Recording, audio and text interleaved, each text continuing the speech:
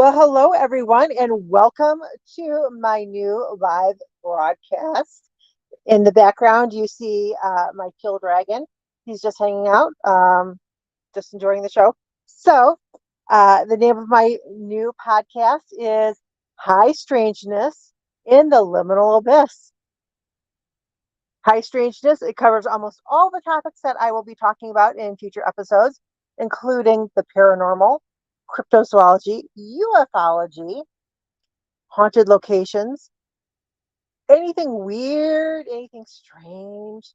I'll even throw in some prehistoric creatures because, hey, I love those too.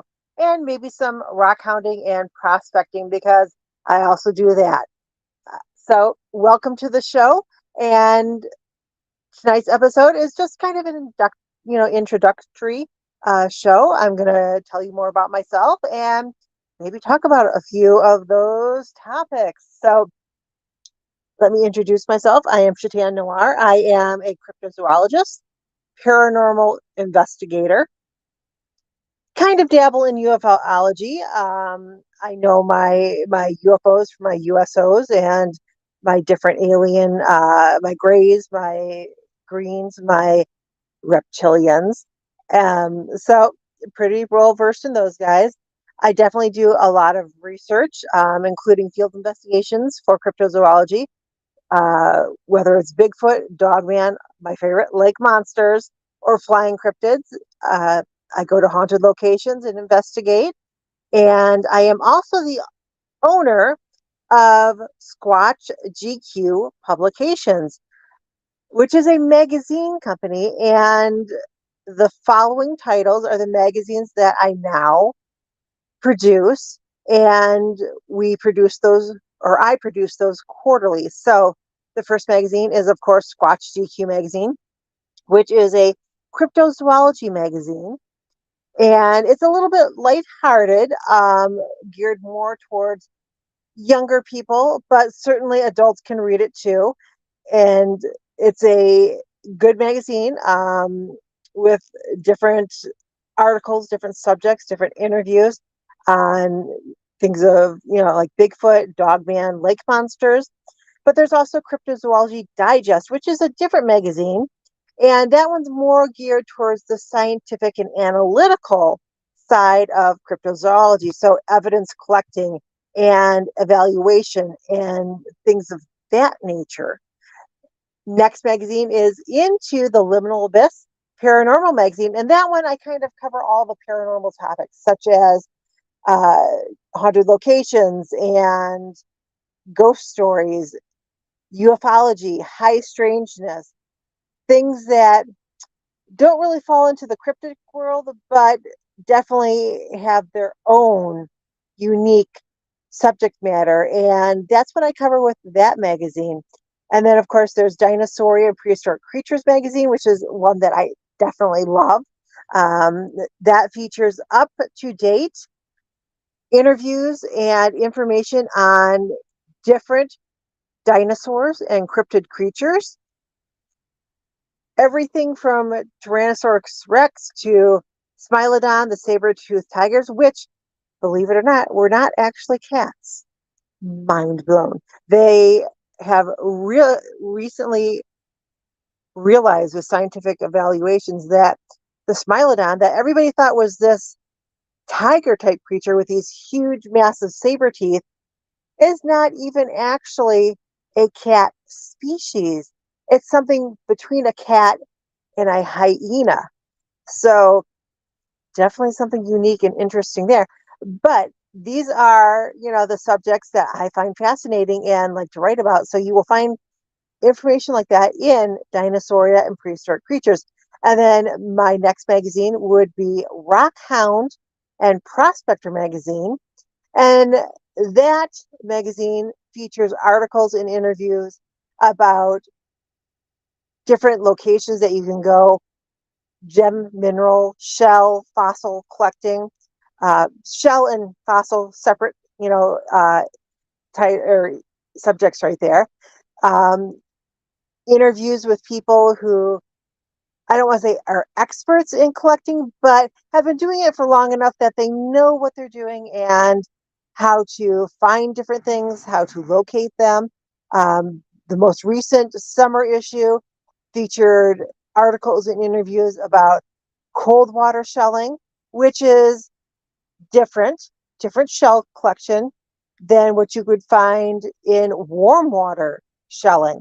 So I have both an article on the cold water shelling and the warm water shelling, but also interviews on freshwater pearls, on sea glass or beach glass, as some people might know it, um, mudlarking. And for people who don't know what mudlarking is where you go to locations where maybe trash from 200 years ago was dumped, and you are basically looking through the surface material for things that we now find valuable and see as antiques and interesting bits and pieces. That's mudlarking. So, and you could find anything when you're mudlarking, from very rare, expensive coins to pottery, or what they call spongeware. I think in Europe they call it spongeware. Um, Porcelain or antique plates and cups that have been broken but have a unique design painted or stamped on them. Uh, they call that spongeware in Europe. Here, I think we just call it pottery. But yes, interviews about mudlarking.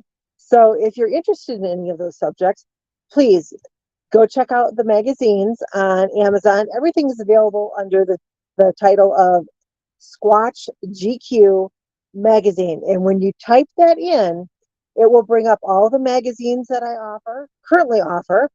It will bring up all of the journals that I produce, including the field journals, the investigation journals. And if you are into um, magic use, if you are a practitioner, I even have books of shadow or grimoires on there that are very unique in that they give you different pages to write out what you are researching, what you are looking at. It's basically, and it's wonderful for new beginners because it gives you a spot to put all of your information that you are researching. And I don't know about you, but I'm one of those people who keeps notes, lots of notes, because when I'm researching, whether for a book or an article or anything that I'm investigating, researching, writing about, anytime I find a interesting bit of knowledge or information, I write it down on a 4x6 index card and it goes into a file. I have these little slightly larger 4x6 index card files that I put different subject matter in, and I write down information and I put it in one of these index cards, because with as vast as the internet is, with as many books that are out there, I never know when I might find that information again. And if I'm going to reference it in a book or an article, I definitely want to be able to include that in the end of the book or source it. So it's always important to keep track of that knowledge. So with these journals that I offer, you have a chance to write all that in and keep track of where you found different information. So now that you guys know a little bit more about me, let's talk about some of my upcoming adventures. So, an event that I'm really looking forward to that's going to happen in September is the Mothman Festival, which is this huge cryptozoology festival down in Point Pleasant, West Virginia, the site for the very first, or the best known documented, Mothman activity, because this is where the tragedy of the Silver Bridge collapse happened. And so this is where the Mothman Museum is. There's a Mothman statue. And every third weekend of September is the Mothman Festival. And I have the honor this year of presenting there. My presentation is going to be on the subject matter of Inabishu, the great underwater panther, and the Biasca bird, which is from Illinois, the Alton area, and how history got it wrong. Because a lot of folklorists and cryptozoology researchers have found a lot of similarities between the description and the interactions with Native Americans and white settlers of the creature in Abishu, the underwater panther, which is a water-based creature, and the Piasca bird, which is a flying cryptid, and the Jesuit priest who supposedly documented both of those and took down the legends. So my presentation is a discussion on a comparison between those two creatures and how we now believe that history got it wrong. So I'm hoping that people enjoy the presentation. The Mothman Festival is free to attend. The presentations are free to attend. But I'm going to tell everybody now, this is a huge festival, 5,000 plus people. And I would say over 500 different vendors, street vendors, all cryptozoology based. It is the whole entire downtown street and a couple of alleys there in Point Pleasant. So if you come to the Mothman Festival, make sure you dress accordingly, because the last few times I've been down there, it's been high 80s into the 90s. Dress accordingly. Make sure you have something to drink, non-alcoholic, something cold, because you definitely want to stay hydrated. Bring your wallet, because there are so many different vendors that carry one-of-a-kind items that you will not find on Amazon, you won't find on Etsy. Certainly there's authors there that don't have their books on Amazon. So do yourself a favor, bring your wallet, bring your money. Another good item to bring is a sturdy tote bag or one of those grocery carts that has wheels on it. Because if you're like I am and you like to collect books, especially books that you've never seen before, you end up with like bags of books that you're carrying, and those are heavy and they get heavier as the day goes on. So do yourself a favor, bring something to cart around your treasures in. All of the presentations are held in a indoor building, so with seats, so you do have a chance to sit down, enjoy each one of the presenters who's talking. It is a Saturday and Sunday event, so you definitely want to come down on Friday afternoon, probably get a hotel room for Friday, Saturday night, maybe Sunday night, depends on how late you stay. And definitely plan on being there for the whole weekend. And then there's different side events that you can go. So there's a bus tour that takes you out to the TNT Center, which is where supposedly some young adults, when the phenomenon first started happening, had their encounters. There is also a hay wagon ride that takes you on a guided tour of different locations with some interactions with some Mothman.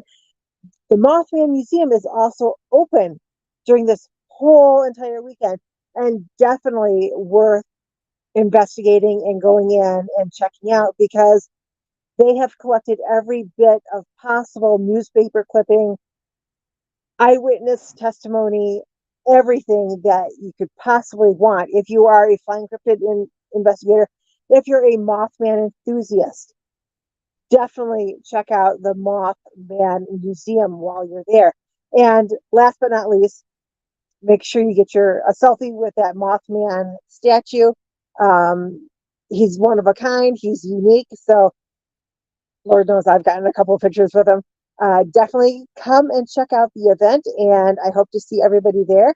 And once again, the name of my podcast is High Strangeness in the Liminal Abyss, and I will see you guys next Wednesday at 5:30 p.m.